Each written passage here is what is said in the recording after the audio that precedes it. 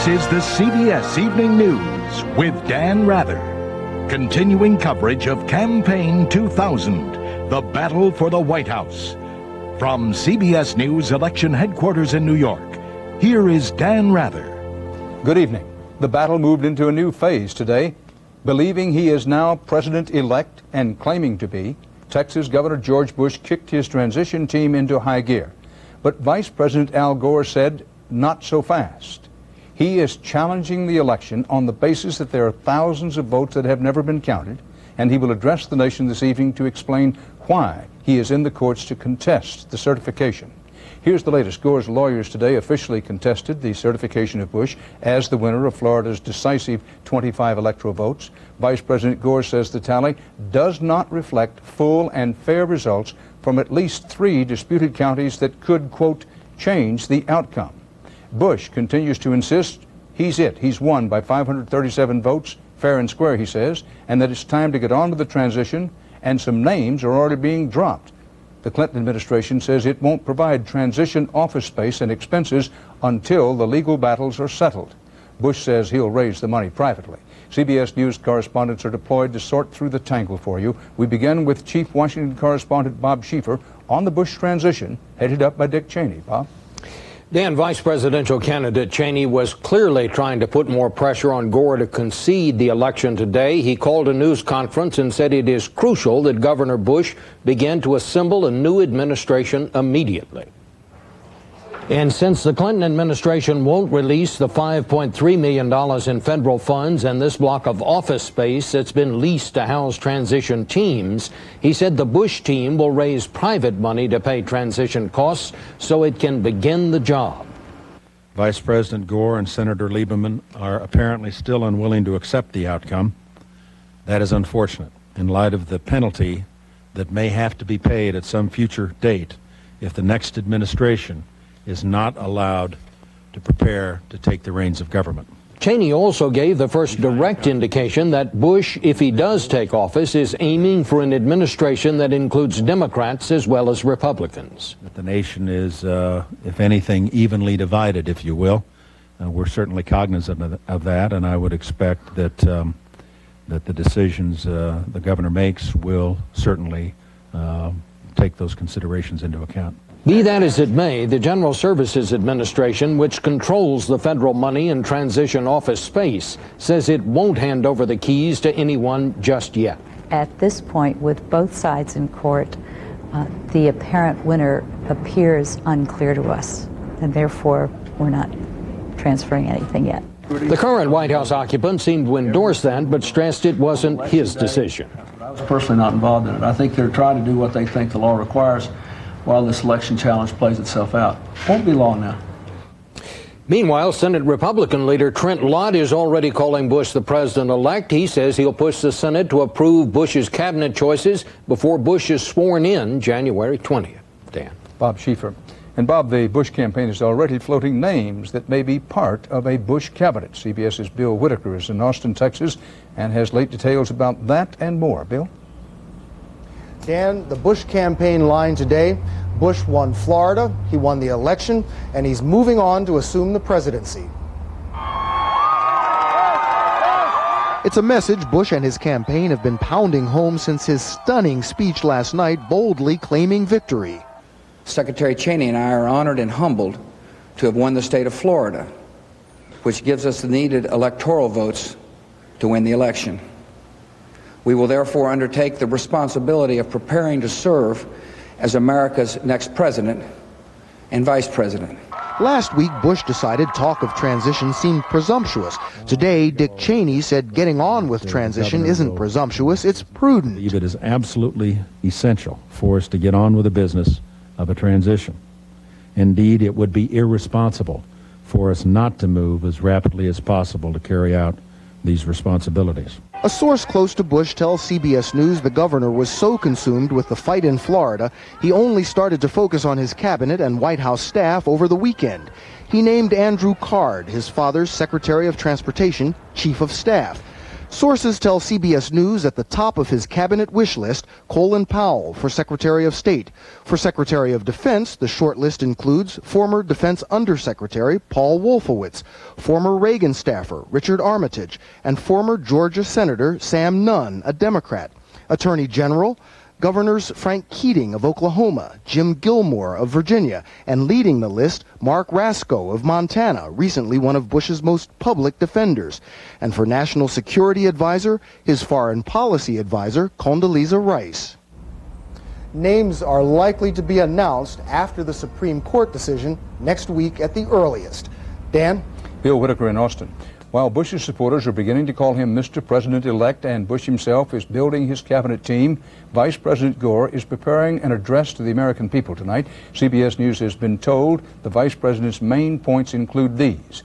Thousands of votes have never been counted, and they must be in order for the election of the new president to have integrity. All the Vice President will say he's asking is that there be a fair and complete count. He also intends to outline some bipartisan steps to bring the country together.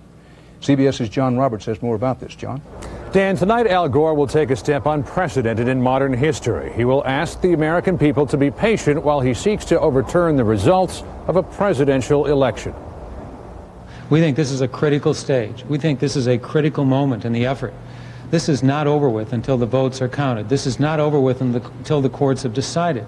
In preparation for tonight's address, Democratic leaders rushed to Florida to present a unified front for Gore's challenge. So we support the contest filed by the Gore campaign this morning, asking that these votes be duly counted and certified. The vice president is unwavering in his conviction that he got more votes in Florida than Governor Bush, but he has been reluctant to state that in public. So today he summoned the press to his dining room and invited them to listen in as he made the case to his Democratic allies. If every vote is counted, there are easily more than enough to change the outcome and decide the election in our favor. The call was clearly meant for public consumption, neither side speaking to each other but to a much larger audience. For the Democrats, the message to the nation was that they are standing with Gore. We've been on many conference calls with the House Democrats, and they have been entirely supportive. For the vice president, the message was that this is a matter of law, not partisan politics.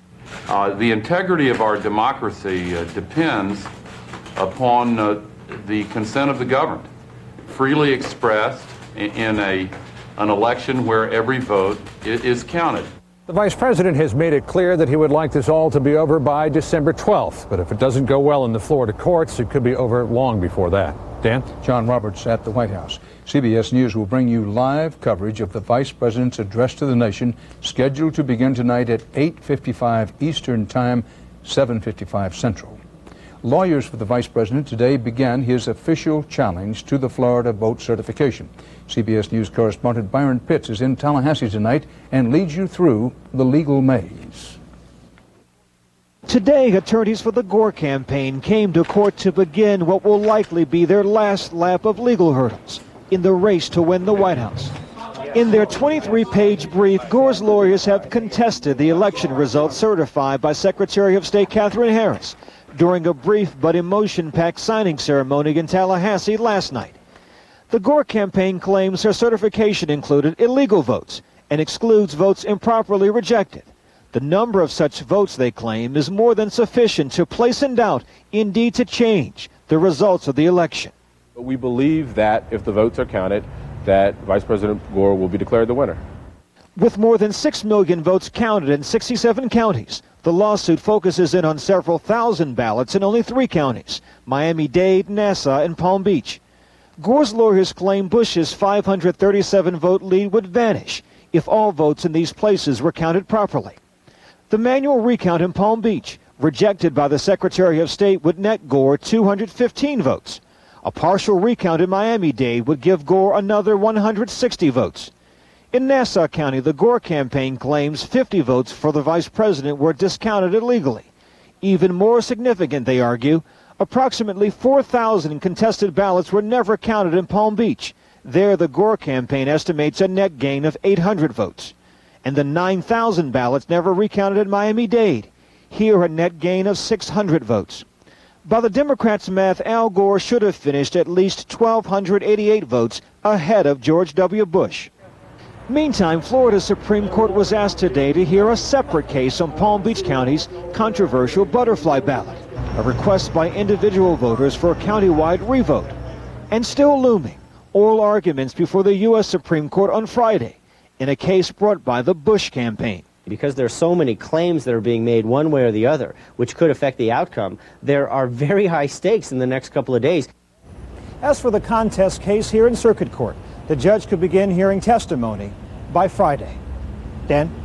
Byron Pitts. In an effort to bring you more fair, accurate clarity with insight into the historic court cases, I talked late today with two of the key attorneys mapping the strategy for their respective sides. First, David Boies from the Gore campaign. Stretch out for me a course in which Al Gore could wind up getting Florida's electoral votes. To a lot of people, it looks impossible at this juncture. Well, you've got to remember that if the Secretary of State had included in her count votes that had already been counted by the canvassing board in Palm Beach and in Dade County, and had not included some votes that appeared over the Thanksgiving weekend that were added to previously recorded votes, not from manual recounts, but these were votes that were added in Republican counties over the Thanksgiving weekend that had previously been rejected. If it had not been for those two events, Al Gore and Joe Lieberman would be ahead right now. In addition, there are over 10,000 votes in Miami-Dade County that have not been counted, not even once. How does he get from where he is, Vice President Gore, to a winning posture in Florida? Well, what the Florida Supreme Court said is that when you had the certification that was yesterday, you then start the contest process, and that's a judicial process, and it is designed to let a judge and ultimately the Florida Supreme Court take a look at the ballots, take a look at the disputes, and make a judicial resolution of who's right and who's wrong. Is it your expectation in your heart of hearts that Al Gore will win this eventually? I honestly don't know what those votes are going to show. What I do know is that the votes have been cast and they should be counted. An election is not over until all the votes are counted, and thousands of votes have not yet been counted. David Boies, thank you. Thank you. I also spoke very late in the day with a key legal strategist for the Bush campaign, attorney Ben Ginsberg. What's the most important thing for the American public to know right now? We can understand on a personal basis how difficult it is to lose a close election. But at the end of the day, the fundamental American political system, our electoral system, calls for candidates to accept the results of the election, even if they're narrow, heartbreaking losses. And in point of fact, with the certified results in, that's precisely where the Gore campaign finds itself. And we would respectfully request that he reconsider his actions to endlessly contest this election. What about the argument, which I'm sure you've heard, Counselor, that Vice President Gore is continuing to contest the election because he is absolutely convinced that more Floridians went to the polls to vote for him than did for George Bush, and that the proof of that is how hard you and others are fighting on behalf of George Bush to stop the counting. Well, we're not fighting to stop the counting, Mr. Rather. All these ballots have been counted on election night. Mr. Bush won. All the ballots were counted in the first recount. Governor Bush won. All the ballots were counted in second and third recounts.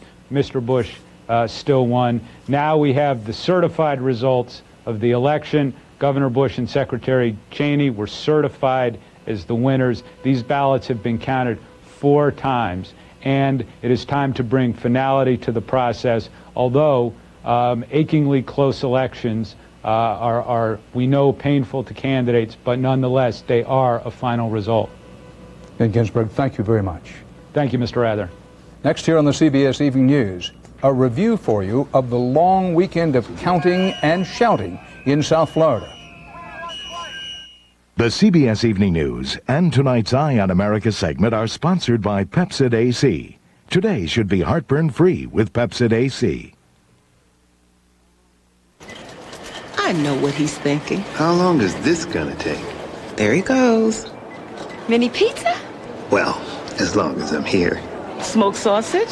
Just a taste. Salsa? Fiesta time. Because life's full of surprises, some pleasant, some not so pleasant, there's Pepsid AC. And unlike Tums, Pepsid AC works on heartburn anytime, before, during, or even after the start of heartburn.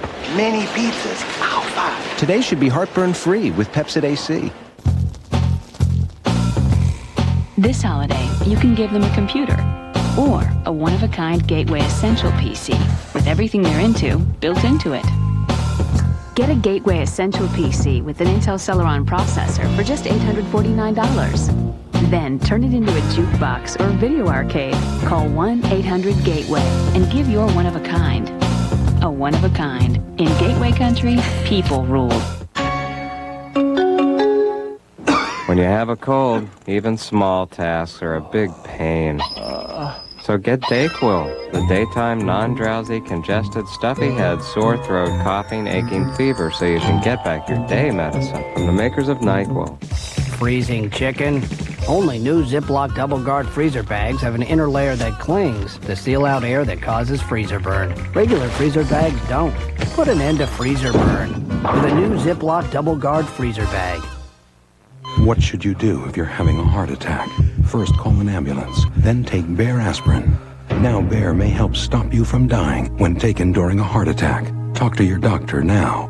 Bayer. Take it for pain, take it for life. Need extra cash? Don't charge it on your credit cards. Get a second mortgage with no closing costs from Ditech.com. With a second mortgage, you can consolidate all your existing high-interest debts, get the cash you need for any purpose, and end up with one lower monthly payment. A second mortgage with no closing costs is smart money from Ditech.com. Log on now for fast online approval or call us at 1-800-71-FIXED. Every time I tried to quit smoking, I chewed up more pencils. So my doctor gave me a prescription that, for the first time, makes me feel in control of my cravings. Ask your doctor. Break the habit. The prescription for help is at hand. Now, before CBS forges forward with our election coverage, we want to re-rack for a moment and take you back for some perspective on a weekend for the history books, one that certainly will not soon be forgotten by election officials and political partisans in Florida. CBS News correspondent Jim Axelrod reports on the holiday hollering and hassling in tonight's Eye on America. Bush won twice! Bush won twice! Thanksgiving weekend in South Florida was no time to pause and count blessings.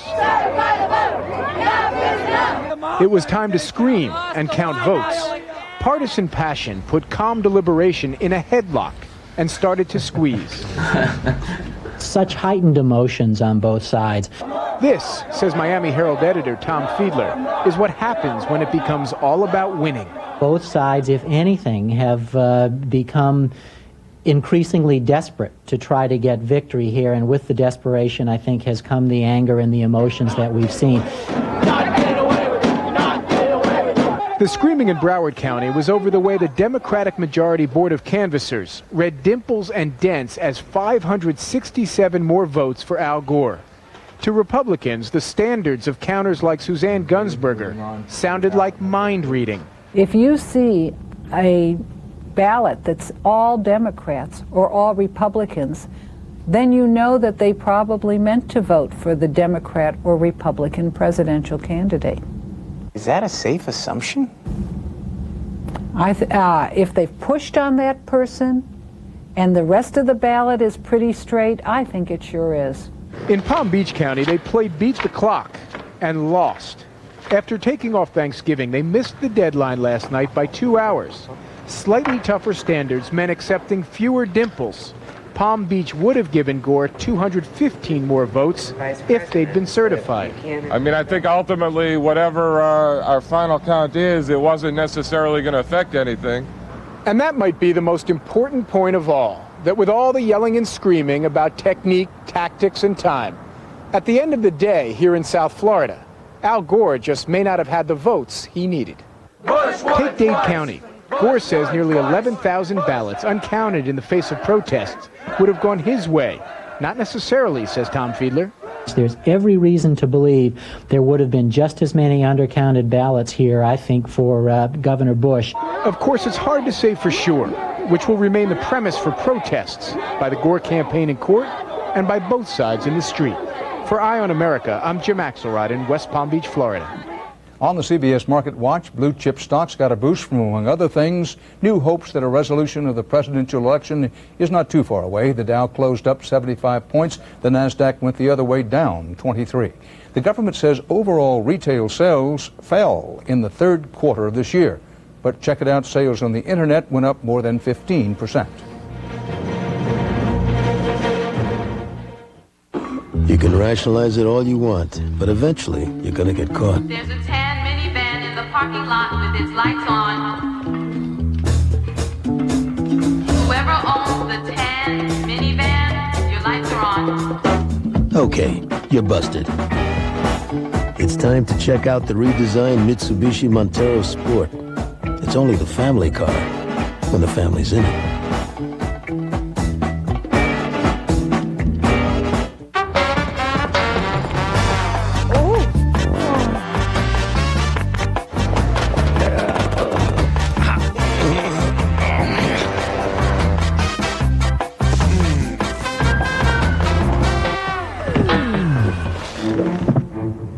Percussion massager from Home Medics. Unique percussion action like nothing you've ever felt. It's no wonder it's what professionals use when they're not being, well, professionals.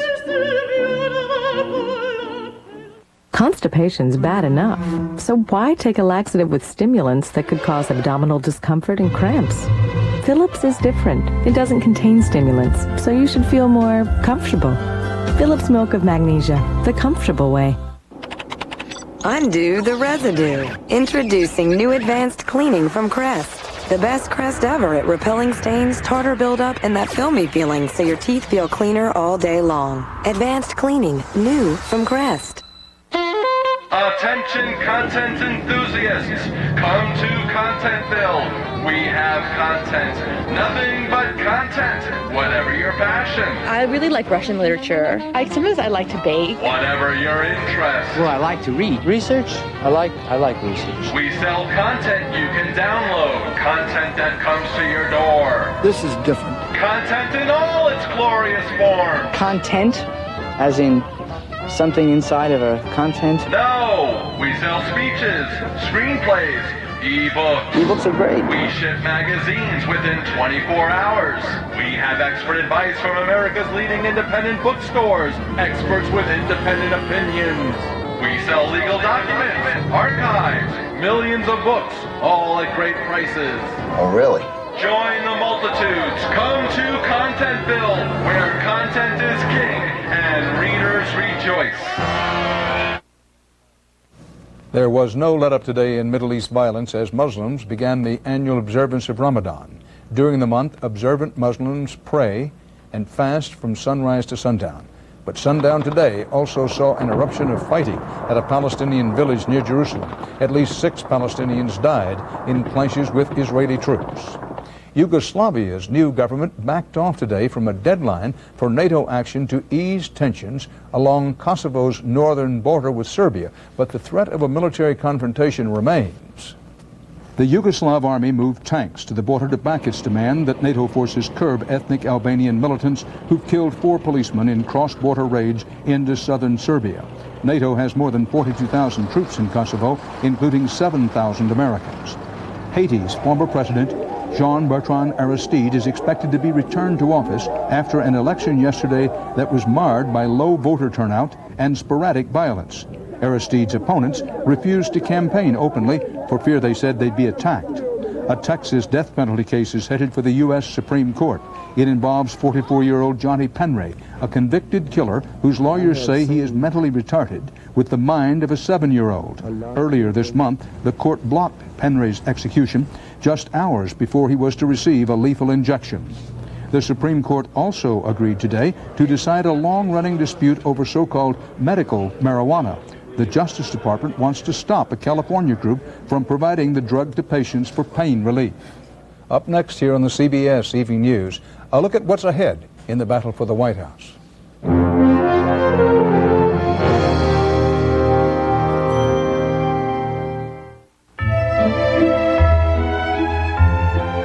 Introducing Glade Sugar Plum Dream.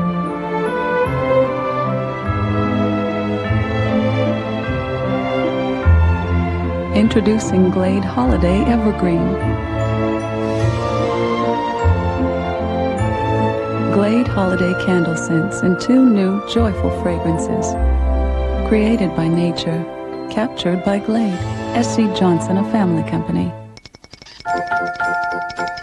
The Home Depot has this Black & Decker reversible drill for an incredibly low $19.84.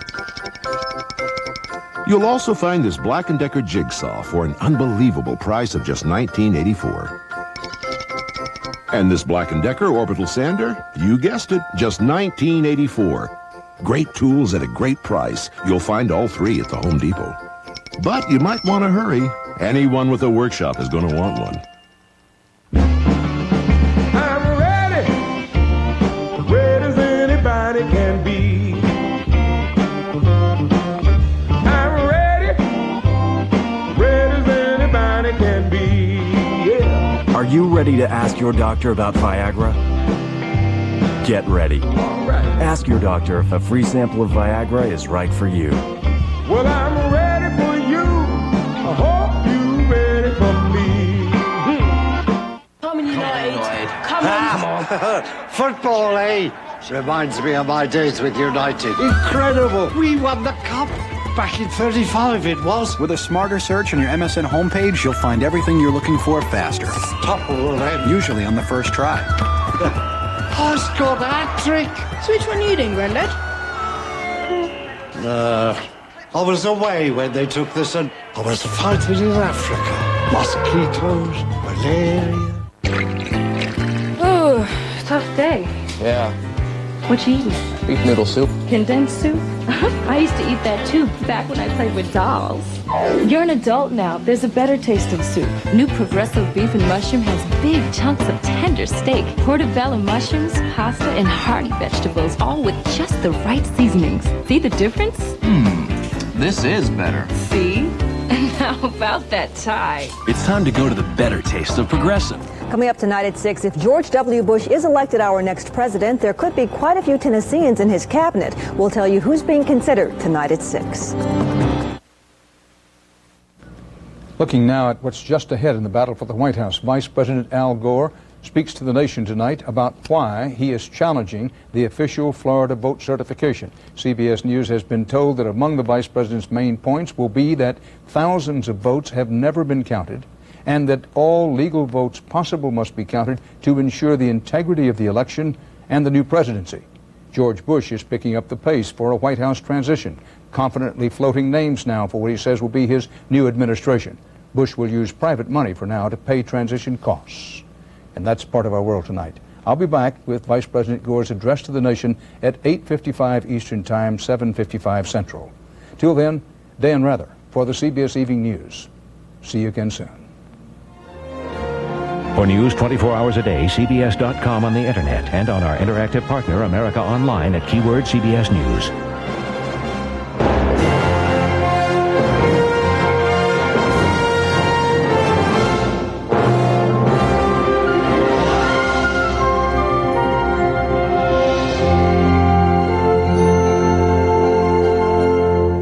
The Florida finale, Eye on America, tomorrow.